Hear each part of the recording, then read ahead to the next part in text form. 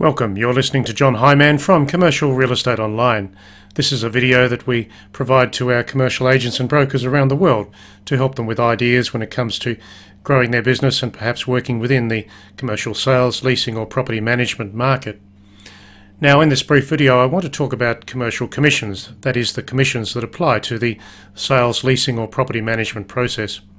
If this is the first time that you are visiting us, you can get plenty of tips, tools and ideas at our website, which is commercial-realestate-training.com. So let's get on with the topic. Commercial commissions. They are the commissions that are paid to an agent or a broker for the work that they apply to the sales, leasing or property management process. And it should be recognised that some properties are far more complex than others and will be extremely demanding when it comes to marketing and attracting the right tenants or buyers, as the case may be. When it comes to setting a commission, I always encourage brokers to consider the amount of effort required to attract the target market, negotiate, inspect and put the deal on paper. In other words, the commission should be fair for the work involved. I'd also encourage you to look at the necessary client relationships that exist within your brokerage and for you personally as an agent. That being said, you'll have a database, of course, and that database should be strong and comprehensive.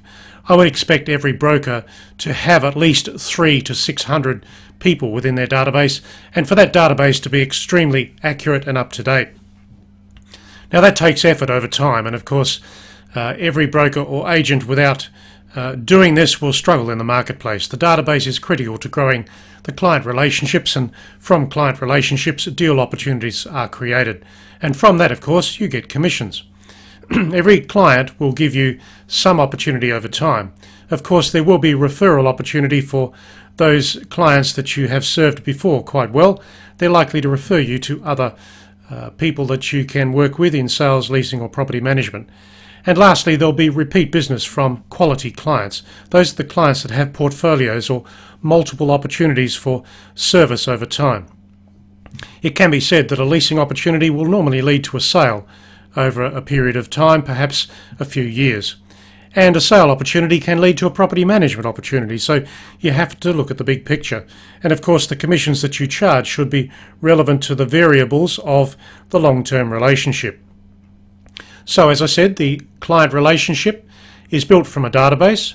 Your database should be strong. It should contain at least 300 to 600 reasonable people that you regard as prospects and clients for the long term for you yourself as an agent.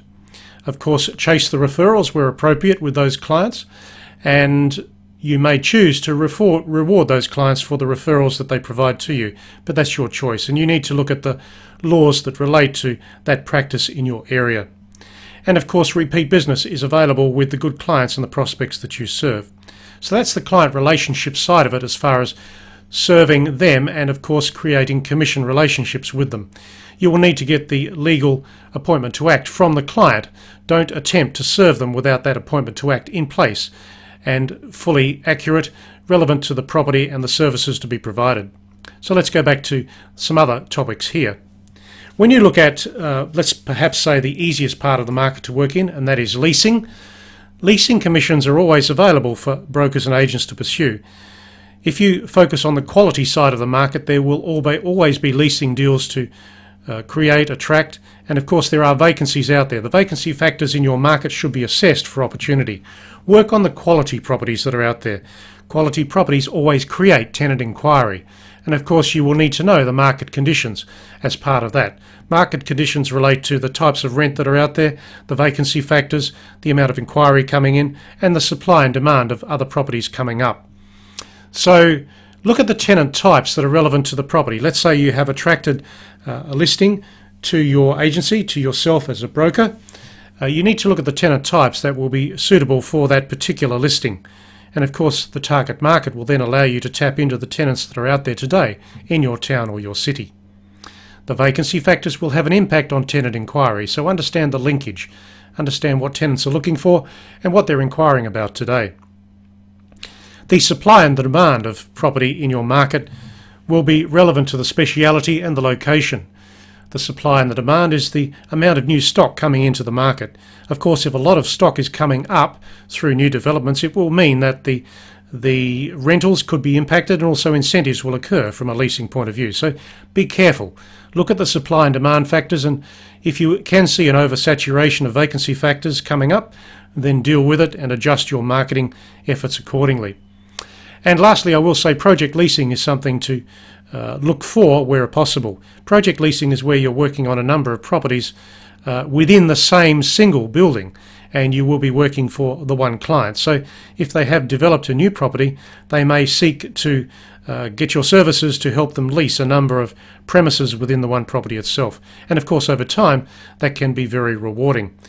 You will be working extensively for the one client, and of course the marketing campaign will be adjusted accordingly.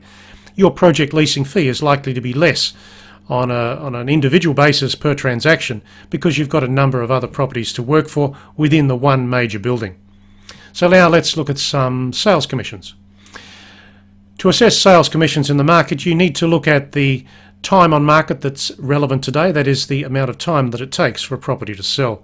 If it's lengthy, then you've got to put a lot of effort into that property to actually achieve a result, and a lot of effort actually commands a reasonable commission, so don't discount your commissions too eagerly and too quickly. The method of sale that you choose today will have some relevance to the amount of commission that you should ask for. If you choose a method of sale that's based on a time and also an intense amount of effort on your part, the commission should be reasonably strong. And look at the buyer inquiry coming into the market today. The buyers that are out there will be looking for certain property types. So your sales, promotion and marketing process will be based on the buyers that are out there and what they're looking for.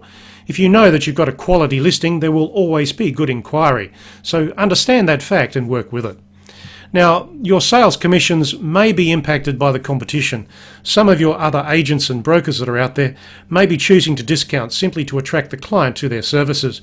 Now, discounts really don't work, and they're only a short-term fix. If you truly are a top agent with excellent skills and expertise, with the experience that the market needs and the clients need today, then discounting is not something to enter into.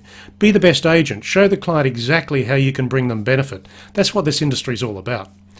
And lastly, when you assess the sales commission activity today, look at market conditions. What's the market actually doing? Is it oversaturated with listings? Are the buyers out there? Is it a hot market? Are listings few and far between?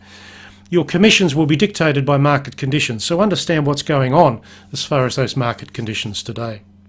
So, let's now go back to the main topic, and that is commercial commissions. In property management, the commission process is a little bit different, and you've got to look at the skills that you bring to the client and the things that they require you to do. And of course, all of these skills, and some of them are actually here, those skills will be reflected in your appointment to act as a property manager on a property within a location.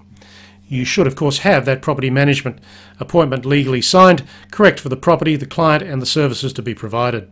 Now, what sort of fees can you get? Well, of course, you can get fees for recovering rental.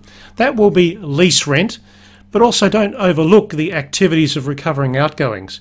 If you are allowed to recover outgoings under the terms of the lease, then you should also be allowed to charge a fee for that process.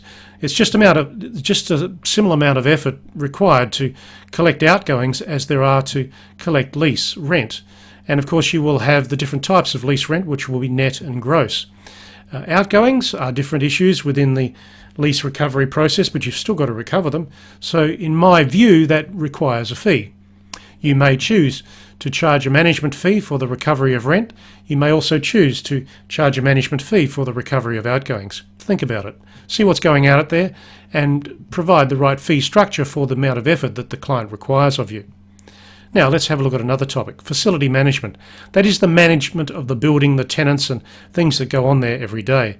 In a complex property that can be quite extensive, and you need to understand exactly what you will do in that property for the client. Perhaps their reporting requirements, the complexities of the tenancies, the volatility of the tenancy mix, how much effort will be required to manage that facility today. Understand it, set your fees accordingly. Now the maintenance in a property can also be large, and in older properties the maintenance can be high and of course time consuming, so set your fee for maintenance management. And lastly, let's look at lease management. If you have a property with a large number of tenants, then you'll be managing a lot of lease documents, and some of those lease documents can be quite complex. That requires time on your part to capture the critical dates that relate to the lease management process. So look at all the variables, understand what's required of you, and set your fees accordingly for property management services. So there you go, there's some comments regards sales, property management, leasing fees, and also the client relationships. All the fees are actually variables on commissions. You charge commissions for the services that you provide. So that's the end of the topic. You can get many other topics like this at commercial-realestate-training.com. My name is John Hyman. Thanks for listening to us today, and by all means visit the website if you'd like lots of other tips and tools and ideas for commercial real estate agency and brokerage today all around the world.